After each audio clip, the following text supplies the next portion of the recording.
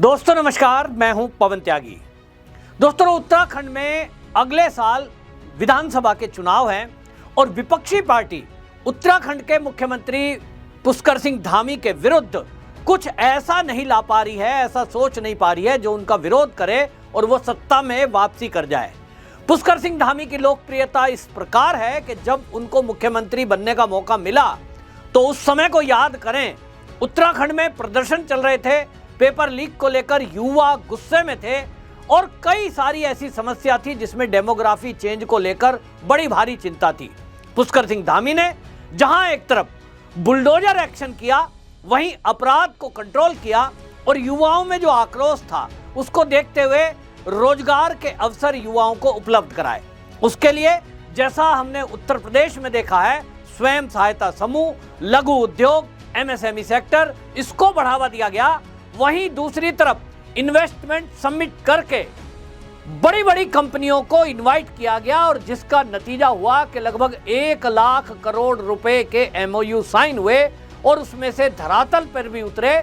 लेकिन विपक्षी पार्टियों के लिए बैटिंग करने वाला कुछ मीडिया पुष्कर सिंह धामी के विरुद्ध इस तरह का नैरेटिव गढ़ने में लगा हुआ है कि जो इन्वेस्टमेंट समिट हुआ, जो पुष्कर सिंह धामी ने रोजगार के दावे किए, जो उद्योग को बढ़ावा देने की बात कही, वो सब फर्जी है और ऐसा कुछ हुआ ही नहीं और 100 करोड़ रुपया इन्वेस्टमेंट में टैक्स पेयर का खर्च हो गया। न्यूज लॉन्ड्री नाम का एक वेबसाइट है जो इस तरह के नैरेटिव को गढ़ने के लिए हमेशा से जाना जाता है। एक सूत्री उसका कार्यक्रम है कि जिन भी राज्यों में भारतीय जनता पार्टी की सरकार है या जो केंद्र में मोदी सरकार है, बस केवल उसको उनके विरुद्ध की खबरों के साथ में लेते हुए नैरेटिव सेट करना है। आप देखिए कि यही न्यूज लॉन्ड्री तब कोई अपना इन्वेस्टिगेशन या ऐसी न्यूज नहीं बनाता जब अखिलेश यादव जो उत्तर प्रदेश में जब सरकार चला रहे थे और उन्होंने भी इन्वेस्टमेंट समिट इसी तरह का किया था। 100 करोड़ रुपया लगभग उसमें खर्च हुआ था और उस समय दावे किए गए थे कि हम जो है जमीन पर 40 लाख करोड़ रुपए के एमओयू हमारे साइन हुए हैं, उद्योग मिलेगा। और अखिलेश यादव ने, आपको बता दूं, दावा किया था 3 लाख युवाओं को रोजगार मिलेगा। नतीजा क्या हुआ, मैं एक उदाहरण बताता हूं। लखनऊ के अंदर, उत्तर प्रदेश की राजधानी, वहां एक सेंटर है JPNIC, Jayaprakash Narayan international centre. वहां जो है 200 से 265 करोड़ रुपए की डीपीसी हुई, यानी जो खर्च कितना होगा उसका अनुमान के साथ ये बजट तय होता है। खर्च कितना हुआ? 1000 करोड़ रुपया। 1000 करोड़ रुपया खर्च हुआ। 2017 में ये सरकार बदल गई, यानी अखिलेश की सरकार बदल गई, योगी आदित्यनाथ की सरकार आ गई। आपको जान के आश्चर्य होगा कि 2016 में उद्घाटन हुआ था, 1 साल के अंदर वो बिल्डिंग पूरी नहीं हुई, अधूरी खड़ी है। और जो बजट पास हुआ वो बजट पास 200 करोड़ का हुआ और खर्च कर दिया गया 1000 करोड़ रुपया। आपको जान के आश्चर्य होगा, 1.5 लाख रुपए का तो एक पेड़ की कॉस्टिंग लगाई गई है, जो CAG की रिपोर्ट में खुलासा हुआ है। खुला भ्रष्टाचार। लेकिन न्यूज लॉन्ड्री पे आपने अखिलेश यादव की सरकार के इस तरह के घोटाले पर कोई न्यूज आपको सुनने को नहीं मिली होगी और मेरा दावा है न मिलेगी, क्योंकि उसको केवल भारतीय जनता पार्टी की जिन राज्यों में सरकार है उसको टारगेट करना है। दूसरा उदाहरण, कर्नाटक की सरकार ने, वहां भी ऐसा ही समिट हुआ, 100 करोड़ रुपए खर्च हुए, 10 लाख करोड़ रुपए इन्वेस्ट का दावा किया गया। कितने का हुआ? वो 1 लाख करोड़ रुपए का भी मतलब वहां पे इन्वेस्ट नहीं हुआ है, लेकिन दावे किए गए, खर्चा हो गया। न्यूज लॉन्ड्री पर आपको कोई इन्वेस्टिगेशन रिपोर्ट, कोई न्यूज, कुछ नहीं मिलेगी उनकी वेबसाइट पे कि वो कर्नाटक में, क्योंकि कांग्रेस की सरकार है, उसको कहां खबर बनानी है? पुष्कर सिंह धामी पे। उनको कहां खबर बनानी है? योगी आदित्यनाथ पे। उनको कहां की खबर बनानी है? आप देखेंगे वो दिल्ली के बारे में खबर बनाएगा, राजस्थान के बारे में, यानी जहां भारतीय जनता पार्टी की सरकार है। अब मैं न्यूज लॉन्ड्री ने जो खुलासे किए अपनी वेबसाइट पे, वो दावा कर रहा है कि साहब जो पुष्कर सिंह धामी है, उन्होंने जो ये किया था उत्तराखंड निवेश उत्सव 8 और 9 दिसंबर 2023 को देहरादून में हुआ, वो दावे कर रहे हैं कि भाई ऐसा हुआ भी है कि पुष्कर सिंह धामी इन्वेस्टमेंट के लिए विदेशों में भी गए, लंदन में और दुबई में उन्होंने रोड शो किया इसके अलावा भारत के अंदर भी बेंगलुरु, दिल्ली, अहमदाबाद, मुंबई, यहां भी गए और वो मुख्यमंत्री हैं, प्रयास कर रहे हैं। अगर कोई प्रयास में पूरी तरह सफल नहीं होता है तो क्या ये प्रयास करना छोड़ देना चाहिए? क्या एक मुख्यमंत्री को इसलिए बैठे रहना चाहिए पता नहीं आएंगे कि नहीं आएंगे? वैसा तो नहीं है। उत्तराखंड में आपको याद होगा, मोदी जी ने सरकार के पहले जब चुनावी सभा में संबोधित कर रहे थे, मुझे अच्छे से याद है, उन्होंने कहा था कि पहाड़ की जवानी और पहाड़ का पानी कभी पहाड़ के लिए काम नहीं आता है, लेकिन हमारी सरकार आएंगी तो हम इस तरफ ध्यान देंगे। और आज की डेट में मैं बाकियों की बात नहीं कर रहा हूं, लेकिन पुष्कर सिंह धामी जब से आए हैं, आप उत्तराखंड चले जाइए, आज उत्तराखंड के जो जवान हैं उनके लिए चाहे पर्यटन का क्षेत्र हो, ऊर्जा का क्षेत्र हो, चाहे आप देखिए बाकी और उद्योग धंधे की बात हो, उसमें आज उत्तराखंड का युवा बढ़ चढ़कर भाग ले रहा है। और पहाड़ के पानी की जहां तक बात करें तो पानी भी आप देखिए एक निवेश हो गया है। बहुत सारी कंपनियां वहां लगी हुई हैं, चाहे वो दवाइयों की हो, और इसीलिए जो इन्वेस्टमेंट है, ये न्यूज लॉन्ड्री बता रहा है अपनी रिपोर्ट में कि साहब हमने इन्वेस्टिगेशन की, वो जो हमने सूची पाई जहां उत्तराखंड सरकार ने यानी धामी सरकार ने इन्वेस्ट किया, उनमें तो कुछ लोगों ने चक्की लगा रखी है, किसी ने मेडिकल स्टोर खोल रखा है। तो भाई क्या वो उद्योग नहीं है? एमएसएमई सेक्टर में बड़ी बड़ी कंपनियां वो तो एमएसएमई में होती ही नहीं है। लघु उद्योग उत्तर प्रदेश में, मेरे गांव में कुछ लोगों ने अपना गेहूं पैदा होता है उसके लिए फ्लोर मिल लगा रखी है। गेहूं चावल साफ करके, दाल साफ करके पैक करते हैं 1-1 किलो के पैक में, और उसके जरिए से एक ही व्यक्ति ने, किसान ने 50 लोगों को रोजगार दे रखा है। कम से कम 3 लाख रुपया उसको महीने की बचत हो रही है। यह निवेश नहीं है, सरकार ने बैंक लोन दिया है।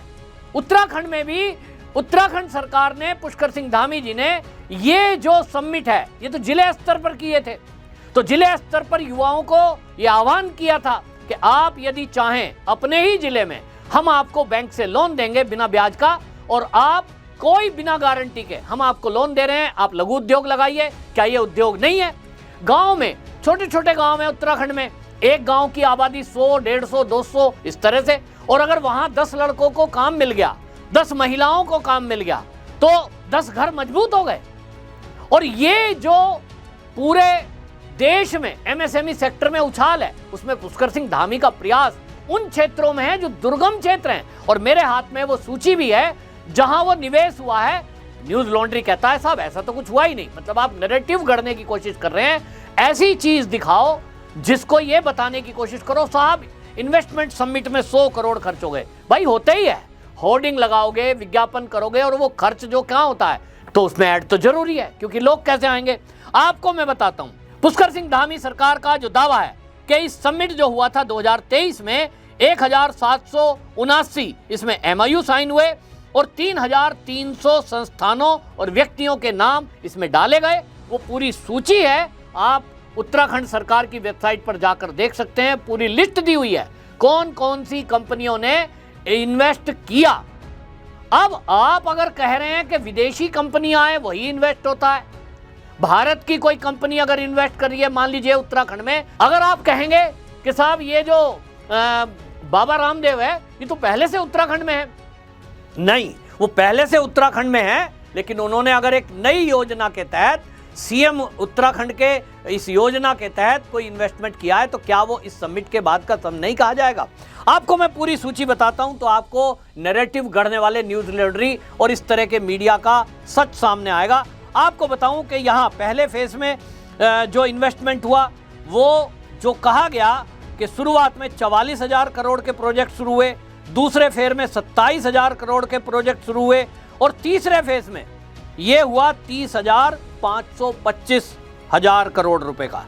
कुल मिलाकर के ये जो रोजगार की अगर मैं बात करूं तो युवाओं को 81,327 युवाओं को इस जो समिट हुआ था, और इस समिट, इस योजना के जरिए, चाहे वो जिले में किसी ने एमएसएमई सेक्टर में चक्की लगाई है, जैसा मैंने कहा फ्लोर मिल मेरे गांव में भी लगाई हुई है, चाहे फिर अपना वहां का जैसे उत्तराखंड के प्रोडक्ट हैं, वहां की हल्दी, वहां का लहसुन, वहां की जड़ी बूटियां, वो पूरी दुनिया में फेमस है, हिमालय में पैदा होने वाली चीजें, सारी दुनिया में मांग है और उसको वहां के लोकल लोग सी बख्तून, आप देखिए एक नया विटामिन सी का स्रोत आया है, कितना ऑनलाइन बिक रहा है, कहां पैदा हो रहा है? उत्तराखंड में।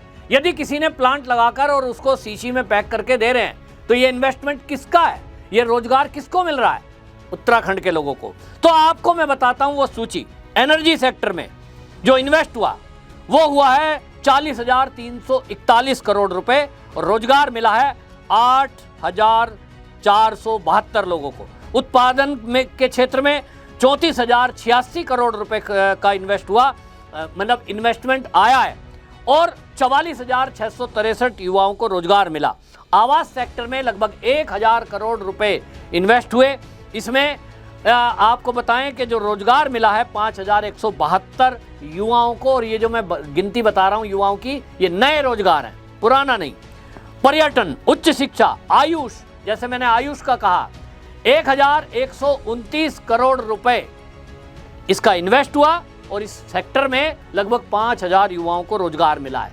आप पतंजलि योगपीठ जाइए, उनके जो सेंटर है वहां जाइए, आपको पता लगेगा वेलनेस सेंटर में कितने लोग काम कर रहे हैं।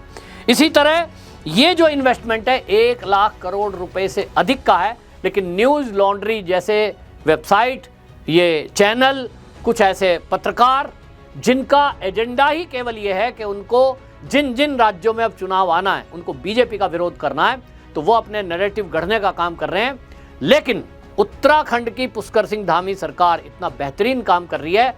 जैसा मैंने कहा कि वहाँ डेमोग्राफी चेंज हो रही थी, उस पर प्रहार हुआ। पहला ऐसा राज्य बना जहां यूसीसी को लागू करने की बात की गई और सबसे बड़ी बात कि वहां लॉ एंड ऑर्डर की सिचुएशन को ठीक किया गया।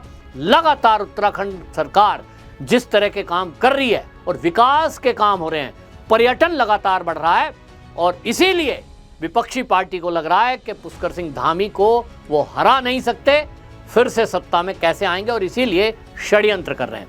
आपकी क्या राय है कमेंट में जरूर लिखें। और उत्तराखंड से यदि आप हैं और अगर आप चाहते हैं कि ये एक्सपोज हो तो वीडियो को शेयर जरूर करें। वंदे मातरम।